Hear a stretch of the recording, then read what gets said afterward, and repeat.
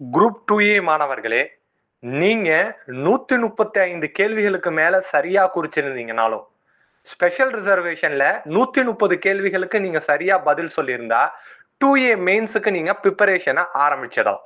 ஆனா, உங்களுக்கு ஒரு குழப்பம் இருக்கு. இந்த கேள்விகளுக்கு நமக்கு மெயின்ஸ் வாய்ப்பு இருக்கா? இல்லையான்னு. அந்த குழப்பத்துக்கு ஒரு தீர்வாக தான் தமிழகத்திலேயே முதல் முறையாக இந்த கட் ஆஃப் ரேஞ்ச் பார்டருக்குள்ள கொஸ்டின்ஸை குறிச்சிருக்கிற மாணவர்களுக்குன்னே பிரிட்ஜ் டு மெயின்ஸ் அப்படிங்கிற ஒரு கோர்ஸை பார்டர் பேட்ச் அப்படின்னு அனௌன்ஸ் பண்ணியிருக்கோம். இந்த பேட்ச் மூலியமா உங்களுக்கு எதெல்லாம் கம்ப்ளீட் பண்ணிடுவோம் அப்படின்னா 100% ரீசனிங் பார்ட்டை முடிச்சிடலாம். அதுல இருந்து 50 வினாக்கள் இருக்கு.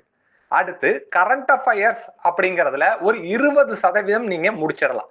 ஏன்னா பிரிலிம்ஸ்ல நீங்க கரண்ட் அஃபயர்ஸ் அப்படிங்கிறத எதையுமே படிச்சிருக்க மாட்டீங்க. படிச்சிருந்தாலும் மெயின்ஸ் நோக்கத்துல படிச்சிருக்க மாட்டீங்க. அப்ப ரிசல்ட் வரத்துக்கு முன்னாடியே கரண்ட் அஃபயர்ஸ ஒரு 20% நீங்க கவர் பண்ணிட்டீங்க அப்படின்னா என்ன மாதிரியாக படிக்கணும், என்ன மாதிரியான கேள்விகள் வரும் அப்படிங்கிற புரிதல் உங்களுக்கு வந்துடும். அடுத்து மாணவர்களுக்கு கடினமாக இருக்கக்கூடிய பொது அறிவு பாடங்கள். இந்த பொது அறிவு பாடங்கள்ல நீங்க 40% சிலபஸை முடிச்சிடலாம். அப்ப நம்ம என்ன சார் செய்ய போறோம்? ஒரு நாளைக்கு ஒரு தலைப்பை எடுத்துக்க போறோம். அந்த ஒரு தலைப்புல மெயின்ஸ் நோக்கத்துல படிக்க போறீங்க. டிஎன்பிஎஸ்சி ஸ்டாண்டர்ட்ல அதுக்கு டெக்ஸ்ட் பிராக்டிஸ் பண்ண போறீங்க.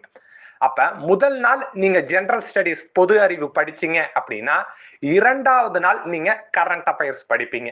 3வது நாள் ரீசனிங் படிப்பீங்க. இப்படி ரிசல்ட் வரத்திற்குள்ள உங்களால பாதி சிலபஸை முடிச்சிட முடியும்.